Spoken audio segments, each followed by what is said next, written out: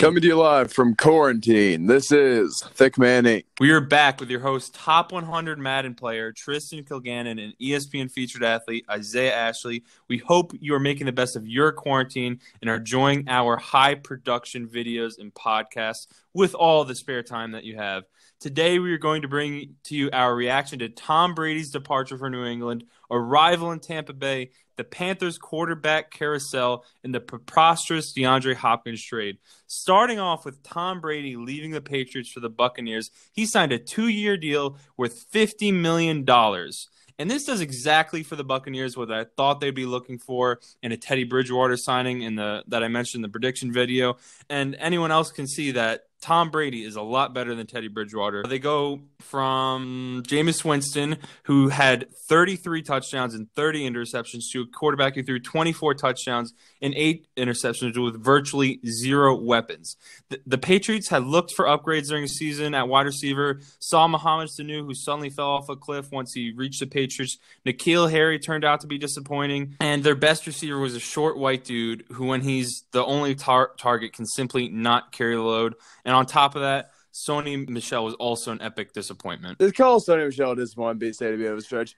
But Tom Brady's departure, his travel to a new team, has been compared a lot to Joe Montana, his departure from the San Francisco 49ers and arrival on the Kansas City Chiefs. I'm here to tell you, folks, that's not the case. That's not the case at all. It is going to be like another quarterback we've seen leave his team of many years and arrive on a new team. Tom Brady of the Buccaneers is going to be Peyton Manning to the Broncos. Tom Brady will arrive in Tampa Bay and take full advantage of the weapons and system he has. Bruce Arians, a phenomenal head coach, will not hold Tom Brady back and will not surround him with unathletic white men and short running backs is guiding the team.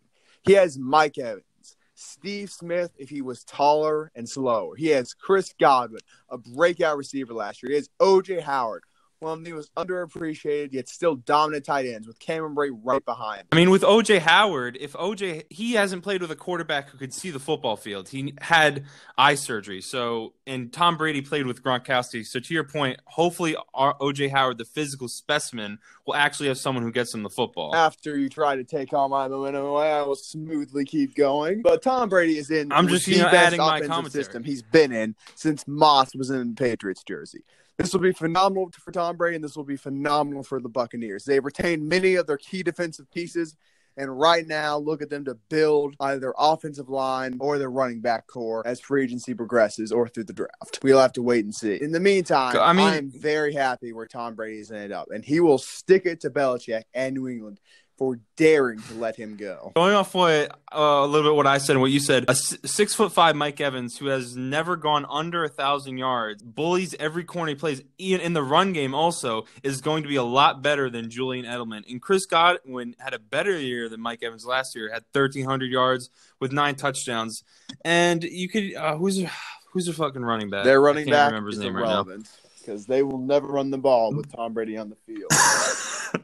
But at the end of the day, their offense is, as far as firepower, is so much better than Julian Edelman. It's going to be exciting to watch Tom Brady. Hopefully, the cliff that Max Kellerman always alludes to does not. Well, you're hoping for that to come because you're a patented Tom Brady hater. Everyone in here listening to this knows you hate Tom Brady, and that's okay. I don't hate Tom Brady. I just am of the opinion that Eli Manning beat the GOAT twice, so whatever you want to take from that, you can take from that. Maybe Eli's the real GOAT. Your wrong opinions only have a platform on this account with your family and the New York sports community, and that's okay.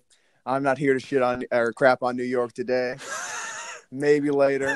Maybe otherwise, you're generally. But in the meantime, Tom Brady is in Tampa Bay to stay. It's a bright 2 years for your Tampa Bay Buccaneers. And you talked a little bit about their defense, but they lost 0 pieces. They retained Shaq Barrett on franchise tag, retained Jason Pierre-Paul, had 8.5 sacks, and also re-signed Ndamukong Suh to, I think it was like 1 year, $8 million very deal. team-friendly deal. And they also have Devin White on a rookie contract who fucking balled out this past year. That'll be good for the them Buccaneers in the future. Defense now have an amazing defense on paper, but you have to keep in mind they were on the field more than pretty much any other defense because their quarterback threw 30 interceptions. Not taking away from Jameis Winston. He will be an incredible quarterback somewhere else with his LASIK surgery.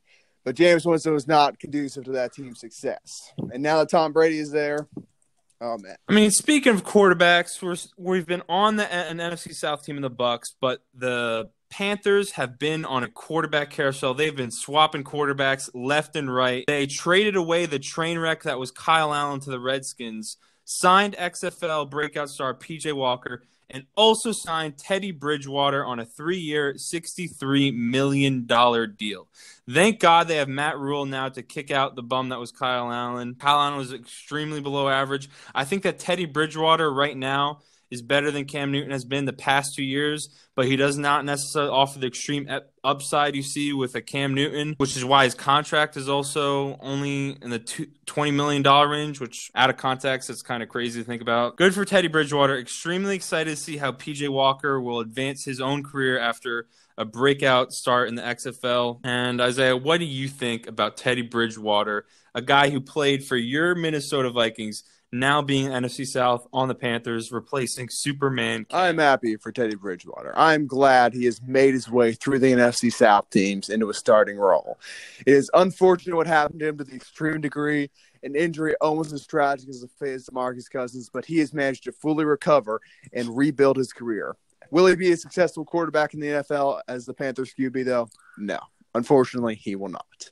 And I will tell you why. For the third time in his career, Teddy Bridgewater will be forced to become a backup. And that is because XFL great P.J. Walker will, by the end of the year, claim the starting job as the Carolina Panthers quarterback. And you may ask, Teddy Bridgewater got this massive contract. It's not that massive. They can deal with a $20 million a year cap hit for a backup quarterback if they could try to trade him. But P.J. Walker is clearly the future. He wouldn't have been brought in if he wasn't going to get a chance to compete for a starting job. And he is much closer to Cam Newton than what Teddy Bridgewater is capable of being. He's a far more mobile quarterback. He can stay in the pocket and check down to 3 or 4 reads, but he is a mobile quarterback by nature. I think by the time the season is here, there will be an intense battle in the Panthers camp for the starting QB role. And Teddy will no doubt get the start to open the season. But after a few games, and Teddy may have a bad game here, bad game there, doesn't have that much around him. O-line's not great. He may have to run a little bit. He just can't do that. He just can't do that like P.J. Walker. And that's no slight to Teddy. Panthers have a terrible system set up for him. I mean, I don't think P.J. Walker is going to right away be making the moves you're projecting. I mean, he had a good Hence XFL why I said start, 3 or 4 games. He's not going to be the opening day starter, but keep a lookout. 3 or 4 games is basically nothing. I mean, he went from who'd he get cut by? Was he on the Steelers roster? The Steelers are not able to effectively judge QB talent. They've had Ben Roethlisberger, and they've been lucky for a long time. Their backups have never been good. Take a look at Mason Rudolph. Take a look at Ducky Hodges. They don't know who to keep. Yeah, but it took the XFL playing against inferior talent to have P.J. Walker even get a shot in the NFL. So is he truly an NFL all those talent? college players who play against inferior talent and get drafted in the first round. I mean, I guess that's kind of true. An XFL team would murder every college team except maybe the big dogs like Clemson and Alabama. Easily. And they'd probably still be Clemson and Alabama because they're a bunch of grown men and professional athletes. But we're getting away from my point. Look for Mr. Walker to regain his starting quarterback role, this time the Carolina Panthers. Love Teddy Bridgewater. Want to see him succeed, but it is what it is. They also acquired Robbie Anderson, so he'll have DJ Moore, Robbie Anderson, and not much else to throw to. Hence why P.J. Walker will be running. One thing you've been ignoring through all this, and address very briefly, Cam Newton is gone. And if you look at some of Cam Newton's Instagram posts, the captions he has put in his Zodiac Killer style font, Cam Newton's not happy. Cam Newton is angry. The Carolina Panthers have disrespected Cam Newton. They have forced him out. They have tried to trade him. They have signed Teddy Bridgewater, making it clear to every team that Cam Newton will not be their quarterback moving forward, thus making him a worthless commodity on the trade market. No one is sending them off. So Cam Newton will be forced to become a free agent. They will release him very soon, if not already. He's released already. He has been released already. Man, you are a little late. Where have you been looking, Isaiah? Cam Newton's been released. He's a free man. And the Carolina Panthers was released. May be upset, but I'll tell you what. It is racist to be angry that black man got released. Cam Newton will be successful somewhere else.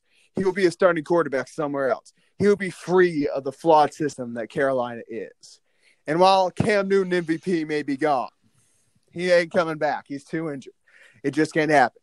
Cam Newton, the consistent starting quarterback who can occasionally take off and punch defense, will be here to stay very soon. Where? I don't know. Where's he going to, Isaiah? Come on, tell us. We're know? waiting. You really want to know? You really want to know? Yes. Jimmy Garoppolo's in trouble. Yes. That's all I'm saying. He's going to the 49. Jimmy Garoppolo's playing time. Kind of going off a what little you bit of hit soon. That's all I'm saying. I feel that Cam Newton in his career with the Panthers came back way too early from shoulder injuries, had 2 shoulder surgeries over the past few years. The Panthers relied on him way too much. I feel like they pushed him back from his surgeries, didn't really give him enough time that he deserved. I kind of also ruined his image in the media a little bit. He's going to have a hard time making accurate throws when he has surgery on his throwing shoulder. He needs a lot more time to recover from that. I think that like an entire time NFL with his season, which you just had. Yeah, I think that's going to help him a lot, and I'm going to get to that. I think that the time he got off with his weird foot injury really put the nail in the coffin because they were like, oh, time to move on from him. He's not doing anything for us anymore. And I feel like the Panthers kind of use him at some points during his career.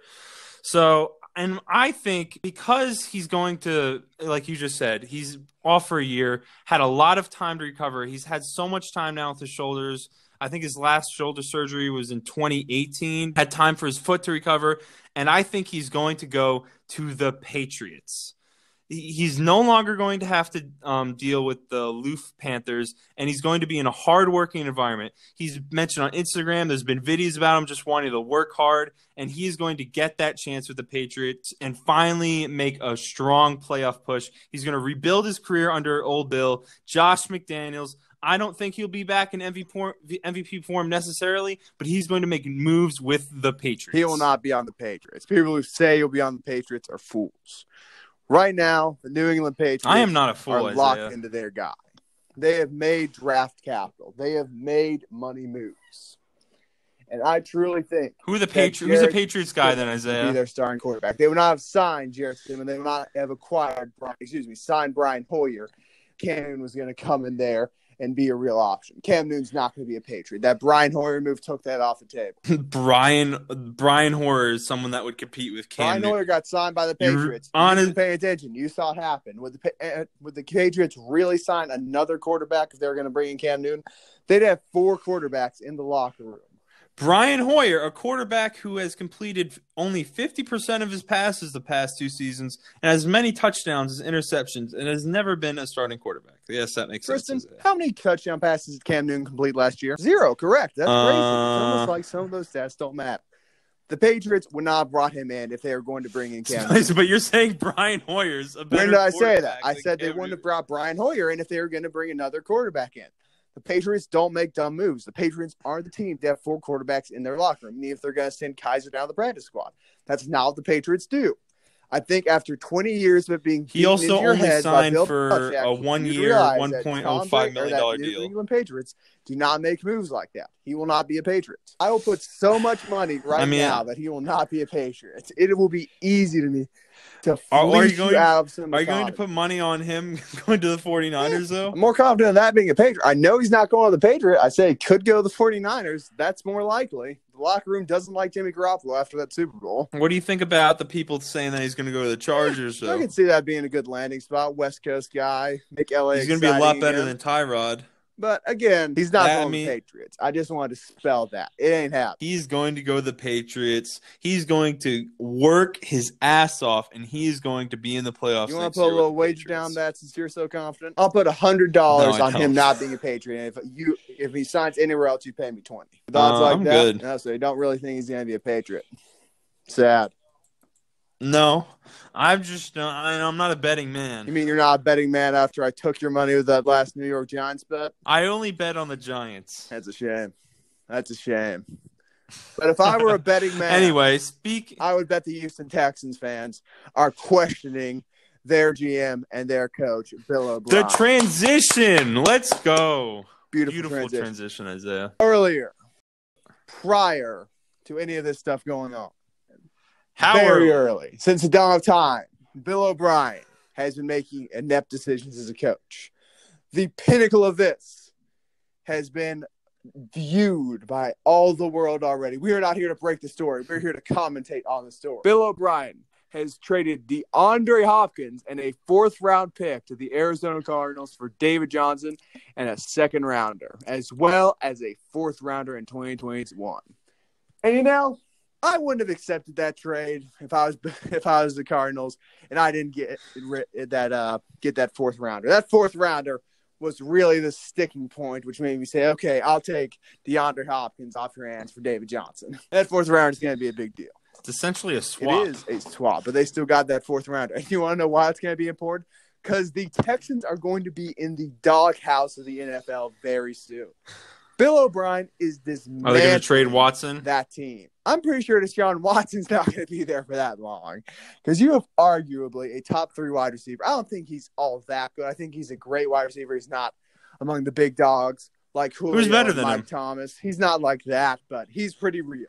And you trade him I think for you a running back who has had one good season, one season with more than 1,000 rushing yards, who has been consistently hurt, who has been injury prone, who has had multiple freak injuries and ACL tears week 1, and you trade him away for that in a league which is moving away from the running back. You trade DeAndre Hopkins for a guy who couldn't beat out Kenyon Drake for a starting job. It doesn't make any sense. Hey, Kenyon Drake is a pretty good running back. It makes zero sense. DeAndre Hopkins should have some respect put on his name, and Bill O'Brien has put none on it. And no one is happy about that. I mean, Bill O'Brien, he also compared the conversation that he had with DeAndre Hopkins, talking to DeAndre about a contract extension, how he wasn't feeling that good about DeAndre's influence on the team. He compared it to the conversation he had with Aaron Hernandez. And I think that just sums up his stupidity right there with that kind of conversation coming out. You're going to compare DeAndre Hopkins, someone who's well-respected in the locker room, has never had anything bad said about him, nothing bad. He's not a headache like Odell has been in the past. He's not a headache like Antonio Brown. And you're going to compare that. You're sitting with him, and to him you say, this is like the conversation I had with Aaron Hernandez. That is the most ridiculous thing I've taken from this situation. Aaron Hernandez was not a locker room problem in New England. He was just a problem in other places. Yeah, no, but that's not very good optics when you have that coming out along with the fact that you got a bag of Cheetos optics. for him. It's horrible optics, and Bill O'Brien knows it's horrible optics. That conversation leaking makes me think that Bill O'Brien is not long for the Houston Texans organization. But he's thrown the team into complete disorder. That's the thing. He's traded away DeAndre Hopkins, and by golly, I think he's going to maybe trade away Watson at this rate. And I just don't know what you do if you're the Texans. Brady Watson's going to be there throwing a frisbee back and forth to himself. It doesn't make any sense. It doesn't make any sense, especially because I was like, is DeAndre Hopkins older than I think he is? But I looked it up, and he's only 27 years old, and he has been an all-pro the past 3 years in a row. The last major receiver traded was Odell, and they got a first, a third, Jabril Peppers for him, which at this point looks like amazing compensation. It makes the Giants trade a lot better. And they also swapped Vernon for Zeitler, who is probably the Giants' best offensive lineman right now. Will hopefully help them out. Just throwing that out there. Yeah, I mean, he's okay, but I mean, when you look at the Texans trade, and it's an overpaid running back over the past 3 years, only has a total of 1,300 yards rushing and 9 rushing touchdowns, has missed 22 games, and they're swapping force. I mean, Stephon Diggs, who I think almost everyone would agree isn't as good as DeAndre Hopkins. That trade included a first, a third. Do you know what that included? A lot more compensation. But I will say this: a first, a fifth, and a fourth. A first, a fifth, a sixth, and a fourth next year, which is miles better than what the Texans got for DeAndre Hopkins. David Johnson, I've just bashed him. I've said he wasn't going to say he couldn't beat out Kenyon Drake. He has been a victim of some of the worst coaching I have ever seen in NFL history. He has been on those Cardinal teams, the Cardinal teams, which will be regarded as bottom 10 all-time teams in the NFL. It's honestly comparable to the Tampa Bay Buccaneers upon their founding and how bad those Cardinal teams are. They'd run David Johnson, a phenomenal running back, when healthy, up the middle every time behind a weak offensive line. They would try and turn someone who is an amazing pass catcher, amazing on a sweep or an option outside, they would try and turn him into 4 yards in a cloud of dust type of running back. And it didn't make any sense to me at the time. I drafted him in the second round of my fantasy league some of those years, and it didn't make any sense to me. And I'm not saying it's a good trade, I'm saying there is a chance this could not look as bad as it might. The only way I think there's no way the Texans win the trade unless they somehow turn the second round pick into someone better than DeAndre Hopkins, which I don't see happening. I mean, someone like Henry Ruggs isn't going to fall that far, I don't think. And even if he does, there's no guarantee he turns into DeAndre Hopkins. DeAndre Hopkins is one of the best talents to enter Don't the compare league in the past Henry Ruggs 10 to 20 Hopkins. years. Don't put unrealistic expectations on people. I'm not, but I'm saying. But the I odds just said are, I'm not. if But a second that's round the only pick becomes a player of that caliber, we aren't going to know that player's name right now because we're ignorant. But I'm going to address the teams right now. For all that I've said, and I backed off a little bit in my last comments, but this is the best running back that Deshaun Watson has ever had. And the Houston offensive line and play calling Lamar Miller is is pretty good. substantially better than the Arizona Cardinals offensive line play calling. If he can stay healthy, they could make this work. They've got good wide receivers in other positions. They obviously don't have another Hopkins out there, but they can make this work. I could see them losing maybe one or two more games this next year, but it's not like they've fallen off a cliff yet. The other shoe hasn't fallen. Deshaun Watson is still in town. And he is still a promising young quarterback who's looking like he's going to keep going up and up and up. And now for the Arizona Cardinals. The Cardinals have one of the best wide receiving corps in the league right now. Larry Fitzgerald has been consistent and reliable. He has declined gradually, as many elder players wish they could, instead of just falling off that cliff. Larry Fitzgerald will finally be the number 2 option. He will finally not be the guy who gets the best defensive back on the other team on him every game. And I am going to see what Larry Legend can do against weaker cornerbacks. I think he could have another 1,000-yard season and just cement himself as a pantheon wide receiver. But they now have DeAndre Hopkins with Kyler Murray, the young, quick-footed quarterback. This is going to be one of the most dynamic offenses in the NFL next year. You heard it here first. And, I mean, you trashed on Kenyon Drake, but Kenyon Drake is a very good. He's a good running back. He's going to be able to get things done. On Kenyon Drake. He averaged 5.2 yards a carry last year in 123 carries and had 8 rushing touchdowns. Yes, but he also played for the Miami Dolphins with the Cardinals. That was only with the Cardinals. Kenyon Drake, bro. He had 47 carries, averaging 3.7 yards and 0 touchdowns for the Dolphins last year. But he was a winner on the Cardinals. And also, last year, for being honest. I mean, they weren't the worst record in the NFL. The Fitzmagic got him a couple dubs. You mean Murray got him a couple dubs? I just said I'm talking about the Dolphins. No winners from the Cardinals. Oh, my bad. I thought you said Dolphins for some reason. But I think, and something also, Bill O'Brien is trying to replace, maybe he's not trying to replace, but they signed Randall Cobb, who hasn't exactly had the best stats the past year. And I think that almost makes it worse that you trade DeAndre Hopkins, one of the best receivers in the league, and then sign Randall Cobb, he hasn't had a 1,000-yard year right? since 2014. A nice in-state player to come on over. No one besides you thinks they're trying to replace Hopkins with that, and even you don't think that. You're just comparing the two. Randall Cobb's just there as a piece. I'm just saying it doesn't help. He can serve maybe a Willie Snead-esque role in terms of usage, but I digress. They're not replacing Hopkins. They've made a mistake. They've made their bed, and they're going to lie in it. Worst case scenario for them, this ends up looking like the Khalil Mack trade for the Oakland Raiders, now the Las Vegas Raiders, where they get completely fooled. Well, the Raiders got a lot of compensation for Khalil Mack. Everyone thinks they Texans lost did not. Because those draft picks aren't exactly great. And they're not finding another Khalil Mack, much like the Houston Texans are not going to find another DeAndre Hopkins with those picks. Who did they even get with those picks? I believe they didn't get the Clemson guy. The Clemson guy was their original pick.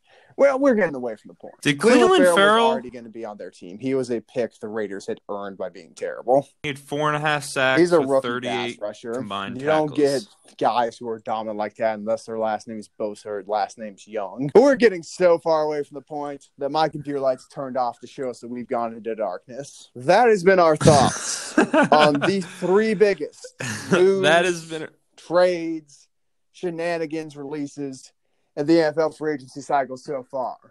Tune in next week when we produce more exciting NFL free agency talk. Until then.